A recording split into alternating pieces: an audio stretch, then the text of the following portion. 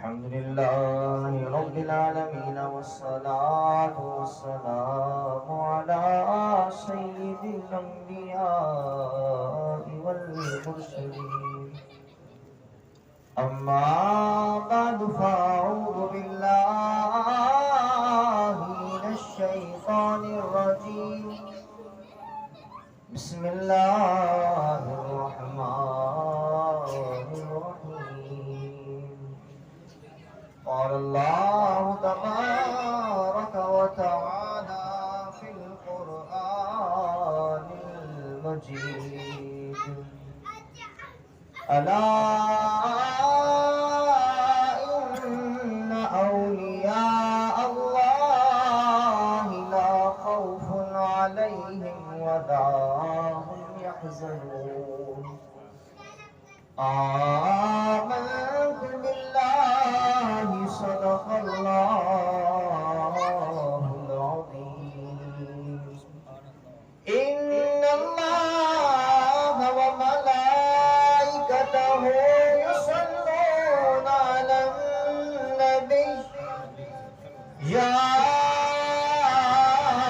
أيها الذين آمنوا صلوا عليه وسلموا تسليما پڑھیے الصلاة والسلام عليك يا رسول الله الصلاة والسلام عليك يا حبيب الله الصلاة والسلام عليك يا نبي الله وعلى آلك وصحابك يا نور الله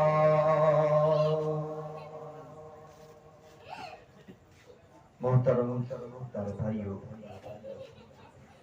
اللہ رب العزت کے فضل و کرم سے، رب کریم کی عطا کردہ توفیق و سعادت سے آج کی اس مبارک و عظیم محفل میں ہم سب حاضر ہیں۔ اللہ پاک ہم سب کی حاضری کو اپنی بارگاہ میں قبول و منظور فرمائے، اور اللہ پاک ہمارے ریحان بھائی نے جس محبت و چاہت کے ساتھ اس مبارک محفل کو سجایا ہے، اللہ پاک ان کی اس کاوش کو اپنی بارگاہ میں قبول و منظور فرمائے، اور اللہ پاک اس محفل پاک کی برکت سے ان کے گھر بار میں، کاروبار میں خوب خیر و برکتیں عطا فرمائے، ان کی تمام مشکلات کو آسان فرمائے۔ اللہ تبارک ان کی تمام دلی حاجات، تمنائے، مرادیں اپنی بارگاہ میں قبول و منظور فرمائے۔ الحمدللہ، یہ اللہ پاک کا کرم ہے کہ اللہ پاک نے ہمیں امت محبوب صلی اللہ تعالی علیہ وسلم میں پیدا فرمایا، اور رب پاک کا یہ بھی کرم ہے کہ اللہ پاک نے ہمیں پیارے محبوب علیہ السلام کے صدقے قرآن عظیم جیسی لازوال نعمت عطا فرمائی، اور اللہ پاک اپنے پاک کلام میں اولیاء کرام کی جا بجا شان بیان فرماتا ہے۔ چنانچہ تلاوت کردہ آیت مبارکہ میں بھی اللہ پاک نے اپنے اولیاء کی شان کو بیان فرمایا، اور رب تبارک و تعالی نے اپنے ان اولیاء کی شان بیان کرتے ہوئے ان پر جو انعام فرمایا اس کا بھی رب تعالی نے بیان فرمایا۔ فرمایا کہ سن لو، میرے ولیوں کی شان یہ ہے، میرے اولیاء کی شان یہ ہے کہ ان پر کسی قسم کا خوف ہے، نہ کسی قسم کا غم۔ اللہ پاک نے اپنے اولیاء کو ہر قسم کے خوف اور غم سے پاک فرما دیا۔ اللہ پاک نے اپنے اولیاء سے خوف اور غم کو دور فرما دیا، اور یہ کوئی دنیا کا مقرر کوئی مولوی بیان نہیں کر رہا، بلکہ اللہ تبارک و تعالی خود اپنے پاک کلام میں اپنے دوستوں کی، اپنے اولیاء کی شان بیان فرما رہا ہے۔ اور اللہ تبارک و تعالی نے لوگوں کے سامنے بھی اپنے اولیاء کی شان و عظمت کو اجاگر فرمایا، لوگوں کے سامنے بھی اپنے اولیاء کی شان کو ظاہر فرمایا، اور پیارے محبوب علیہ السلام کے صدقے حضور سیدی غوث پاک رحمت اللہ تعالی علیہ پر ایسا کرم ہے کہ غوث پاک رحمت اللہ تعالی علیہ کو پیارے محبوب علیہ السلام کا ایسا صدقہ عطا فرمایا کہ جس طرح تمام انبیاء کرام علیہ السلام میں پیارے محبوب علیہ السلام کے سب سے زیادہ معجزات ہیں، اسی طرح غوث پاک رحمت اللہ تعالی علیہ کی ولیوں میں یہ شان ہے کہ اللہ تبارک و تعالی نے تمام اولیاء میں سب سے زیادہ کرامات غوث پاک کو عطا فرمایا، سب سے زیادہ کرامات غوث پاک رحمت اللہ تعالی علیہ کو عطا فرمایا، اور اسی لیے غوث پاک رحمت اللہ تعالی علیہ کو دنیا سے تشریف لے جائے ہوئے صدیاں گزر گئی۔ 470 ہجری میں آپ کی پیدائش ہے، تب سے لے کر اب تک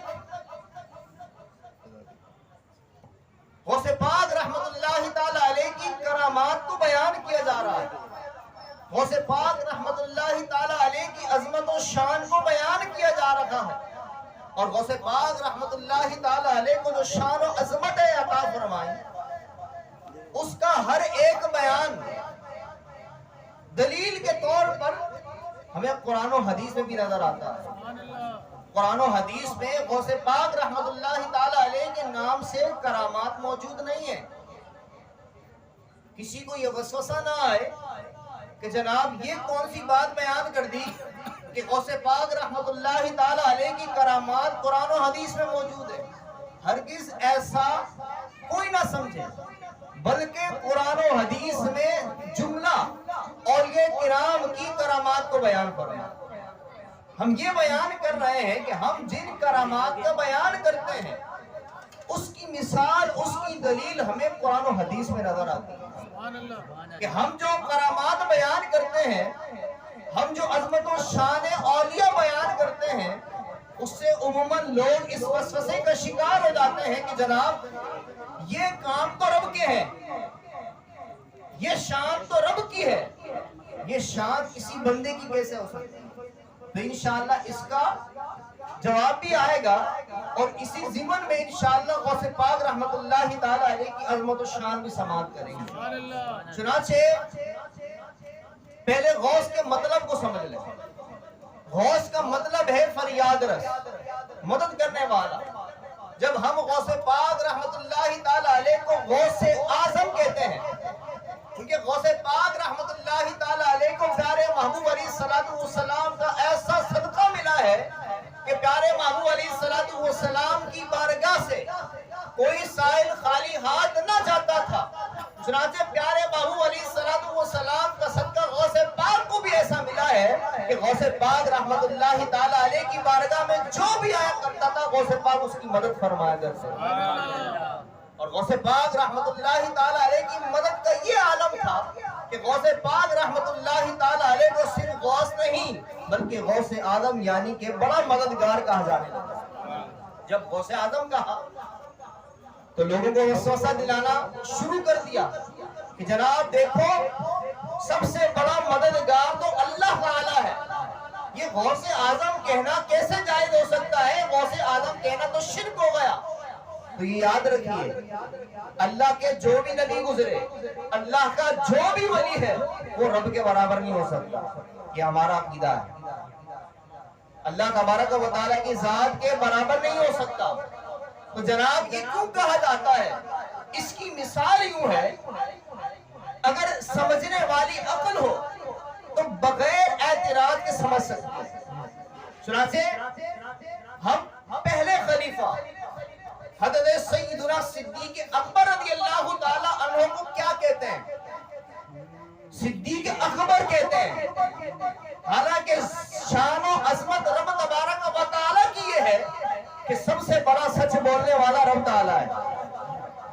رب تبارک و تعالیٰ کی ذات سب سے بڑی سچائی بیان کرنے والی ہے، لیکن اس کے باوجود بھی جناب ابو بکر کو صدیق اکبر کہا جاتا، تو اس وقت اعتراض نہیں ہوتا۔ اسی طرح خلیفہ ثانی حضرت عمر رضی اللہ تعالی عنہ کو فاروق کہا جاتا ہے۔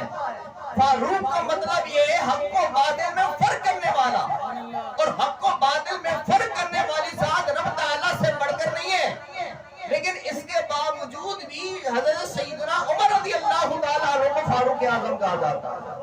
تو جب صدیق اکبر کہنا جائز ہے، فاروق اعظم کہنا جائز ہے، تو غوث اعظم کہنا بھی جائز ہے۔ اور یہ یاد رکھیے، اللہ والے جو بھی مدد کرتے ہیں یہ رب کی عطا سے مدد کرتے ہیں، رب کی عطا سے مدد کرتے ہیں، رب تعالیٰ کی اجازت سے کرتے ہیں۔ تو چنانچہ جب یہ عقیدہ ہے کہ جو بھی اللہ کا نبی، اللہ کا ولی، اللہ تبارک و تعالیٰ کا کوئی بھی برگزیدہ بندہ رب تعالیٰ کی اجازت سے، رب تعالیٰ کی اطاعت سے، رب تعالیٰ کی عطا سے مدد کرتا ہے، تو وہ رب کے برابر ہرگز نہیں ہو سکتا، کیونکہ رب تعالیٰ کی ذات کسی کی محتاج نہیں۔ یہ نبی بھی رب کے محتاج، یہ ولی بھی رب کے محتاج۔ رب تعالیٰ یہ شان عطا فرمائے گا تو وہ شان دنیا کے سامنے نظر آئے گا۔ چنانچہ اس عقیدے کو اس طور پر، اس انداز سے سمجھیں گے تو انشاءاللہ گمراہی قریب نہیں آئے گی۔ چنانچہ غوث پاک رحمت اللہ تعالیٰ علیہ کی بارگاہ میں ایسے لوگ آیا کرتے ہیں کہ جن کی فریاد پوری ہوا کرتی تھی، جن کی التجائیں سنی جاتی تھی، جن کی بیماریاں دکھ درد دور ہوا کرتے تھے۔ اس عنوان سے زیادہ گفتگو کروں گا تو بہت زیادہ طویل وقت ہو جائے گا، لیکن کوشش کروں گا انشاءاللہ اختصار کے ساتھ اپنی گفتگو کو سمیٹوں۔ چنانچہ غوث پاک رحمت اللہ تعالی علیہ کی بارگاہ میں ایک شخص آتا ہے اور دعوت پیش کرتا ہے کہ میرے غریب خانے پر تشریف لائیں اور کھانا تناول فرمائیں، اور ساتھ میں یہ بھی گزارش پیش کرتا ہے کہ آپ کے نانا جان دعوت قبول فرمایا کرتے تھے۔ نبی آخر زمان صلی اللہ تعالی علیہ وآلہ وسلم دعوت قبول فرمایا کرتے تھے۔ چنانچہ آپ میرے غریب خانے پر تشریف لا کر مجھ پر یہ کرم فرمائیے۔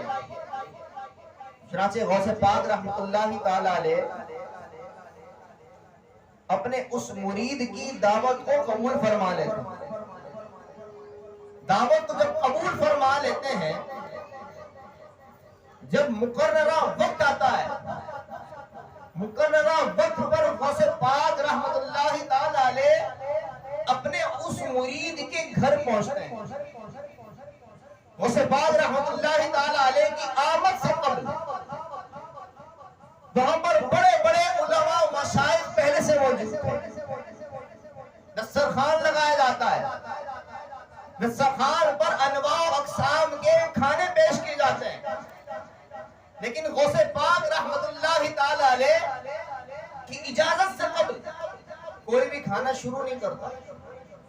غوث پاک رحمت اللہ تعالی علیہ کے کھانا شروع کرنے کا انتظار ہے، لیکن غوث پاک رحمت اللہ تعالی علیہ نے خاموشی اختیار کی ہوئی۔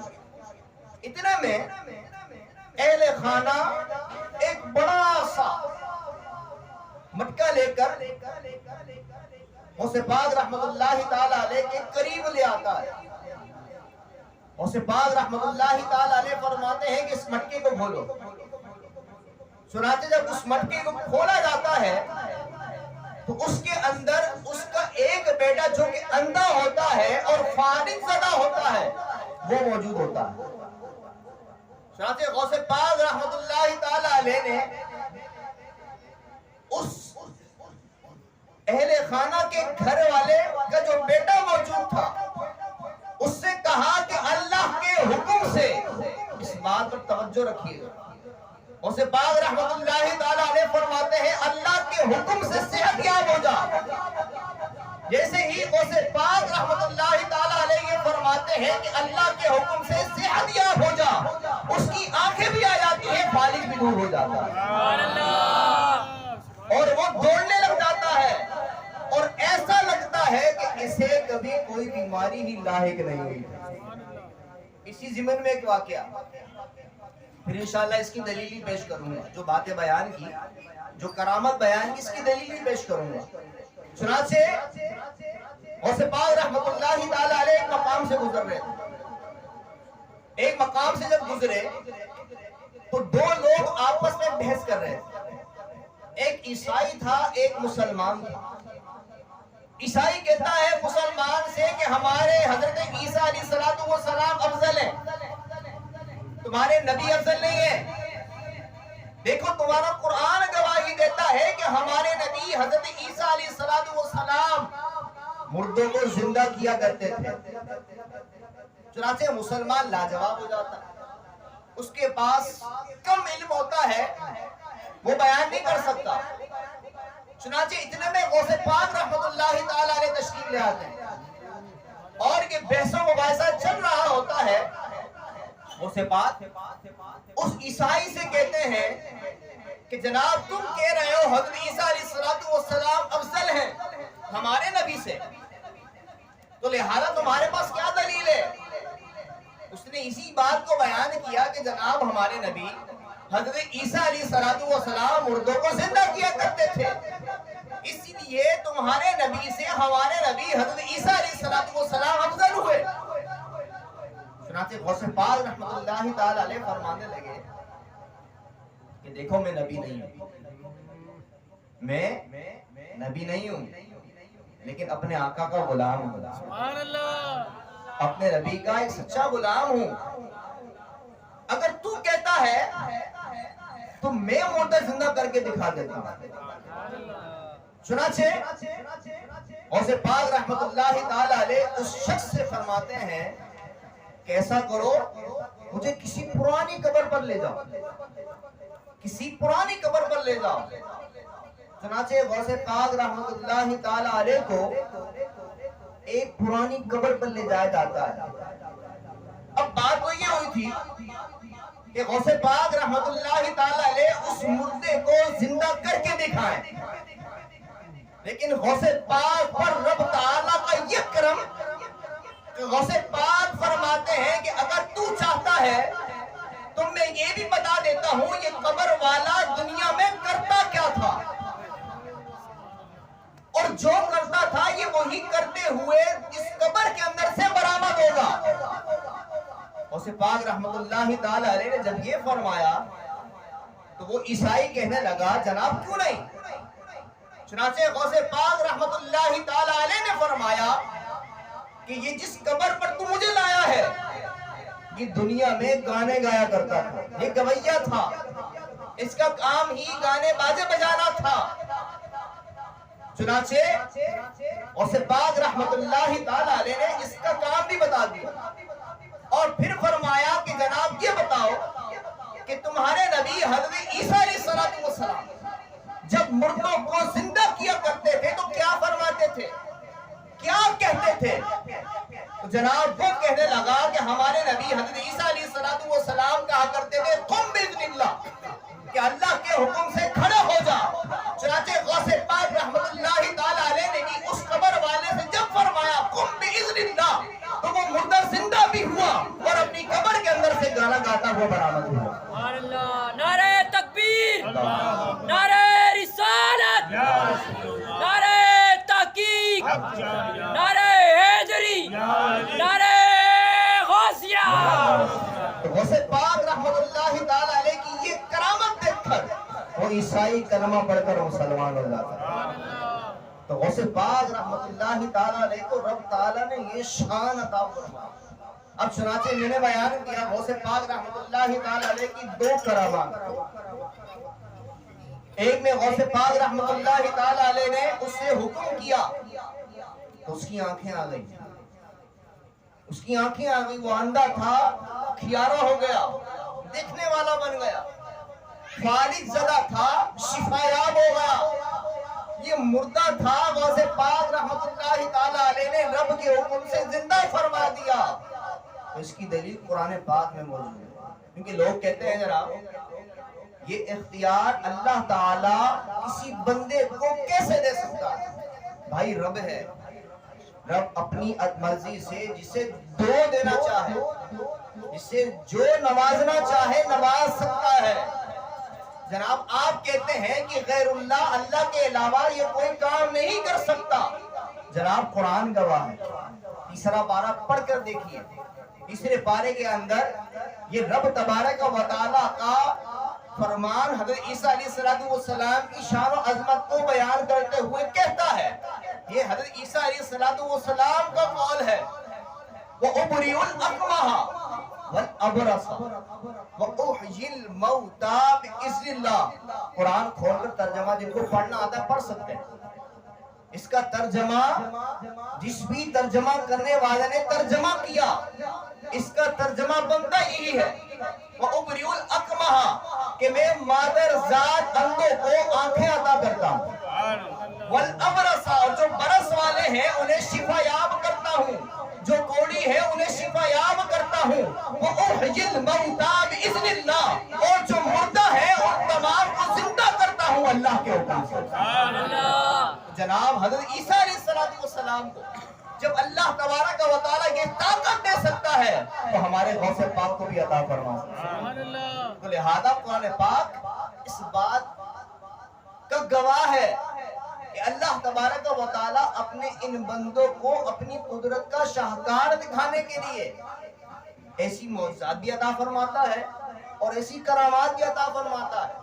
اب جناب ہم یہ کہتے ہیں جناب شفا دینے والا اللہ ہے، تو جناب آپ کی منہ سے بھی یہ بات نکلتی ہے جناب فلاں ڈاکٹر کے ہاتھ میں بڑی شفا ہے، یہ عام جملہ ہے، فلاں ڈاکٹر کے ہاتھ میں بڑی شفا ہے، تو اس وقت یہ بات یاد کیوں نہ آئی کہ شفا دینے والا تو اللہ تعالیٰ، جناب شفا دینے والا اللہ تعالیٰ ہے، پھر پیناڈول کی گولی کیوں کھاتے ہیں؟